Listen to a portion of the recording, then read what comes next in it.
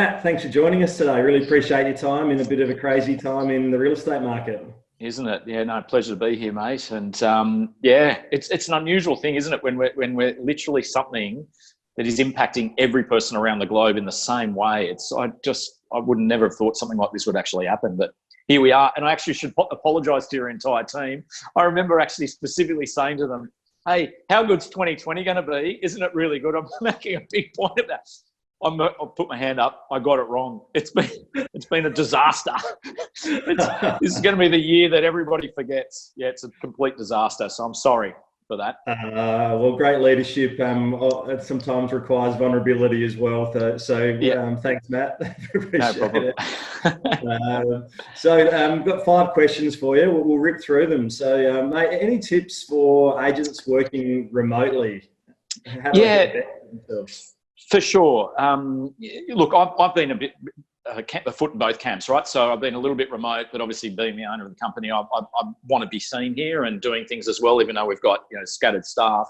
But when I am at home, my view is that I really want to go into it with the same level. If anything, I probably bring another level of energy to it, because I know that when I'm at work, I'm in the environment that it does that job for me. So, but when I'm at home, it's very easy to slip into I might just go and get something to eat again. Or I might just, I've got kids at home or whatever, so I can get distracted quite easily. So my thing when I'm working from home is I aim to wake up early. Like, say 4 o'clock for me, I really want to just get in, have a shower, get organised, and I just everything that I would normally do at the office, like write my list of most important things I really want to achieve, and really just target those and focus on them. So I would really try to make that first hour for me a really powerful hour, so 4 to 5, and that might be, because people say, "Oh, what are you doing 4 or 5 in the morning?" Right? You're not ringing clients, and sure, I'm not, but I am certainly making a list of the people that I do want to contact in that day. I'm then emailing a lot of my clients that might be on the market. So if they're a seller,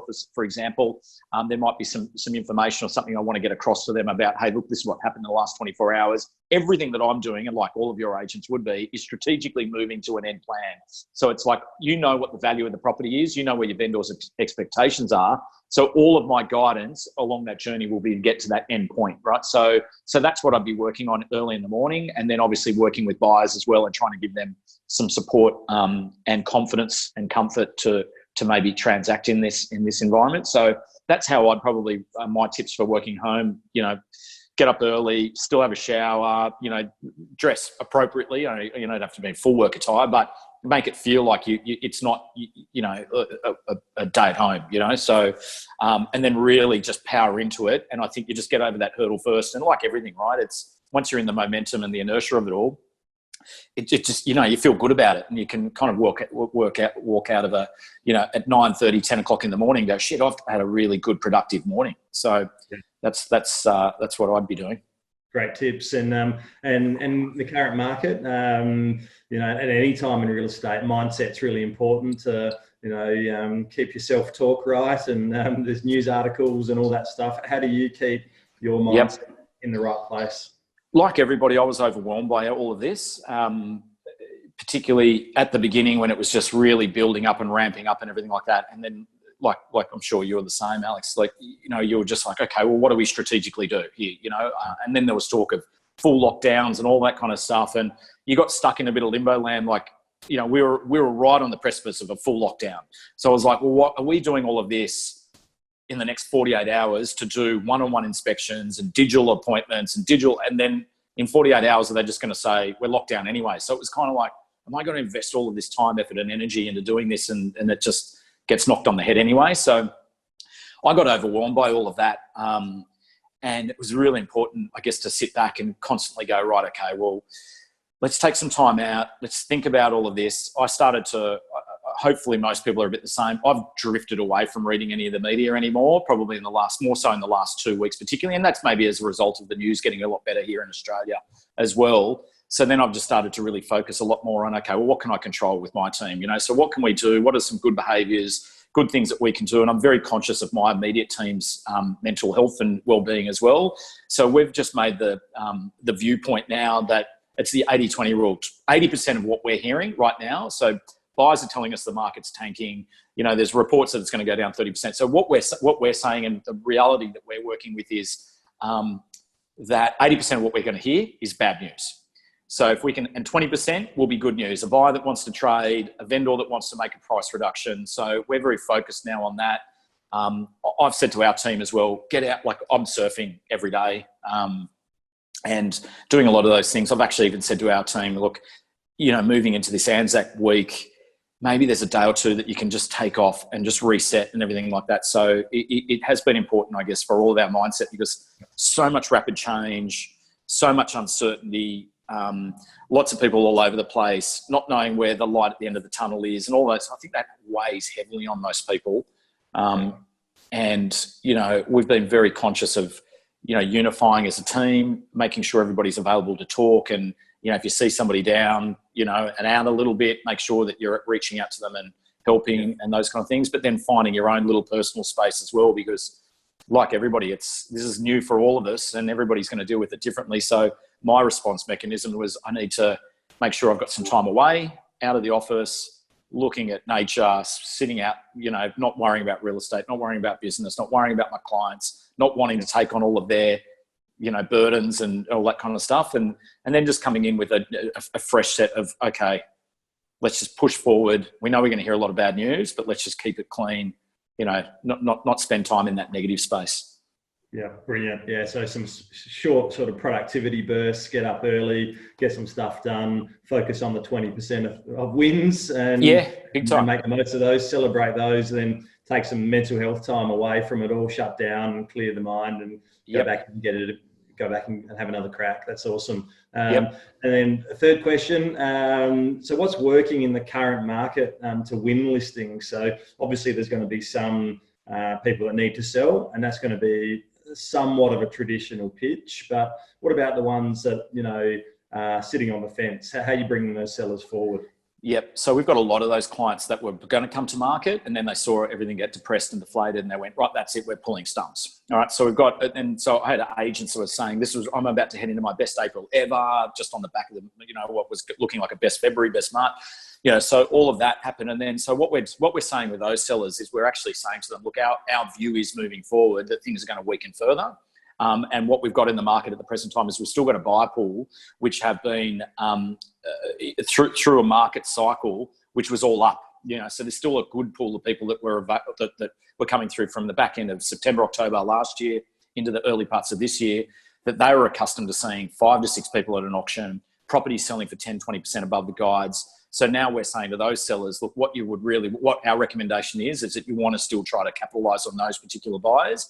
Many of those particular people have sold in a heated market, so they still view this as they're trading in the same environment and they've focused on getting a property. And then our second buyer pool, which is quite strong at the moment, is those that are renting, have got cash, again, have been observing and watching the market over the last 6 months. So to bring our sellers forward, what we're saying to them is, look, let's bring your property to market and at least let's go to that active pool of people, right? So this is, again, I think we tap into this question a bit later, off market. Yep. So we're definitely doing that as a first stage to just gauge that level of interest. And what we're finding is if we can get that seller over the hurdle or that uncertainty about actually coming to market, then they're a little bit more open. And even when the feedback we're bringing them is actually a little bit below where they're wanting to be, what's starting to open up with those conversations is they're actually like, well, maybe we will start to consider something a little bit lower because we've just started to identify another house which is a little bit less too. And so it's getting them over that hurdle is the big thing for us. So, key things for us, I guess, is the simplicity of there's good buyers still in the market that we want to get. There's better opportunities for you if you want to buy. Take some cash off the table and take advantage of the market. And then also, I guess, if you're becoming a buyer, you're getting conditions at the moment where you're having a direct line conversation with the seller and getting favourable terms. So. Yeah, that makes sense. And I think we were having a chat just before we started recording around, if you wait and come on the market in 6 to 12 months time, you're then waiting for a whole new buyer pool of buyers to come on. And there could well be a backup of listings, some latent demand of people coming onto the market. And as a potential seller, do you want to be selling against 1 or 2 homes in your area or selling against 10 or 11? So much better to sell 2 or 3 other homes rather than a flood of listings that come on. And there could well be some forced sellers coming onto the market once all these bank holidays of loans. These holidays of loans have been cleared through. 6, 9, 12 months time, there could be some forced sellers, further downward pressure on the market. So why not have a go now with some of these purchases that we know have been looking for 3 to 6 months? They're our best buyers, they always are. And let's see if we can get a really good deal onto them. Might not be the best price that you've dreamed for, but if it's a really good deal and you can move on, then you've got money in the bank. Look, without question, and you hit the nail on the head there, because what we know now and what we're seeing is 1 in 20 of our inquiries is actually an active buyer now. So we're getting 19 just people just passively tire kicking. Maybe they're looking for a low ball offer or whatever it might be. And the fact that all of those buyer pool now can't just attend to an open home and educate themselves. So it's going to be a slow. New buyers are going to be very slow in getting to a point where they see where market value is. So I'd rather be dealing with the people that have already done all that hard work than looking at that next wave of buyers that I think are going to be pretty tough on values.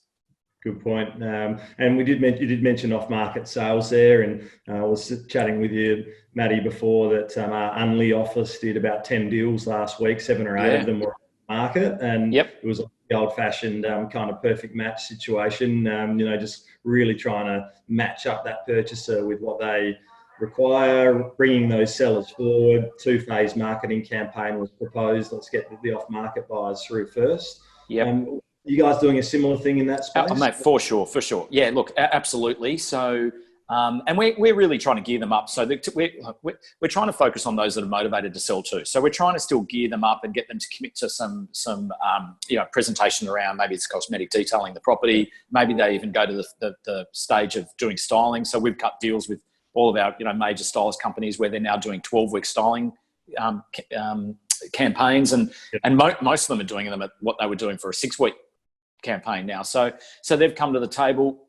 So what we're finding with our sellers is it's not a major commitment. And the other thing that they like as well, it's just one-on-one inspections at the moment. So it's not like we're bringing hordes of people through your house or anything like that. We're actually bringing qualified people. And in most of the cases that we're doing now, again, I think we'll probably talk about this soon. What are we saying to buyers to bring them into the property? I mean, we're just qualifying people so simply now. It's just like, we're asking all the usual, have you been overseas or anything, all that stuff. But more a case of, look, if you see the right property today, do you have finance approved? And now you're in a position to make an offer. And then we'll actually even say to them, if we've got a view on where, if your client wants $2 million, for example, but in your heart of hearts, I'll probably take 1.9.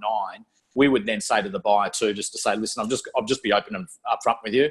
I can tell you that this property is not going to sell for less than 1.9. So if you've got a view that you're in that space, it's not worth you having a look at yet. So we're just trying to make sure that when we go to our seller, hey, look, we've gone through those questions. We know they're qualified, and most of the conversions that we're having at the moment, we're finding for. So now we've gone from doing, on an average campaign, we were doing 120 buyer inspections. So through open homes and everything like that was our average. And now we're down to 5 for a sale.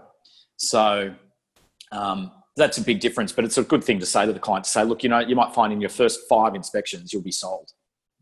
It's interesting, isn't it? It's almost like we've got to a marketplace what vendors actually probably want. If I'm selling my own house, someone said, I've got a premium purchaser for you, but I'll just walk them through one by one. It's what most people want. They actually don't want the signboard up. They don't want the neighbour sticky beaking through.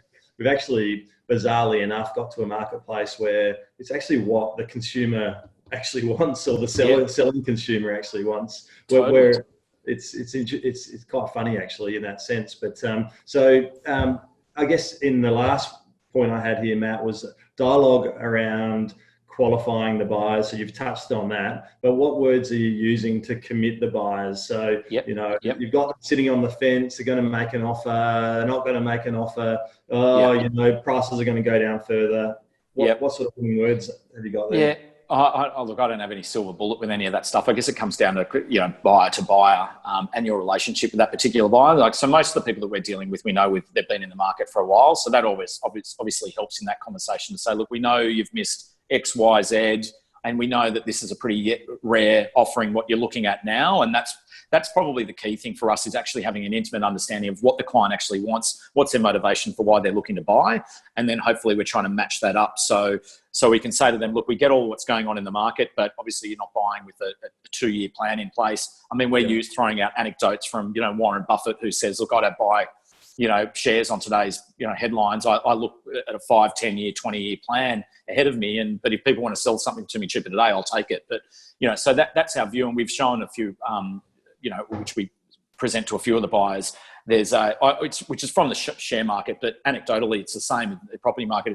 It's the share market's always climbed a wall of worry, and it's actually a graph of the share market since 1900, and it's just got all of these, and you see the little blips, like it's actually got in there Spanish flu, World War I, World War II, the .com crisis, September 11, the GFC, and all of that, and they're actually little dips in an otherwise pretty sustainable growth, and that's what we've actually said to them. We've referenced what we experienced the back end of 2019, where the first part of the year we had a 5% decline. By the back end of the year, we had a 12% increase. And we also know, we've got the data from REA and Domain, that there's actually a lot of people still looking at property. So we know REA, Domain, REA here in Balmain. Balmain's the number in New South Wales, the number 2 most viewed property for houses.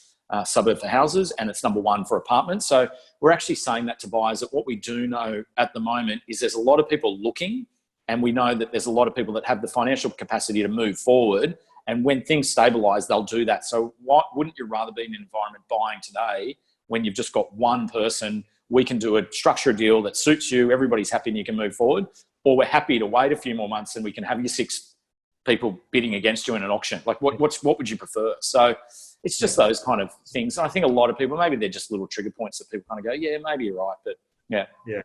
A lot of it comes back to the relationship, isn't it? That you said at the beginning, that, there's some persuasive arguments towards investing now for the long term.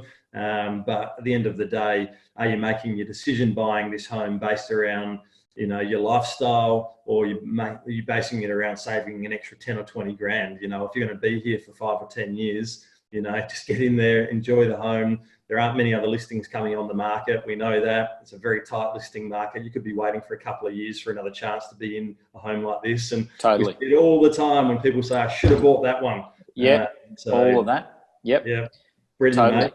Yep. I really appreciate your time. I know that you got a million things to do. So great for you to join us again. And pleasure. Yeah, team will love it. So really, really appreciate it. Learned a lot, Matt. Keep in touch. Thanks, guys. Sounds good. Thanks, Matty. Cheers, no worries, mate. All good. Okay.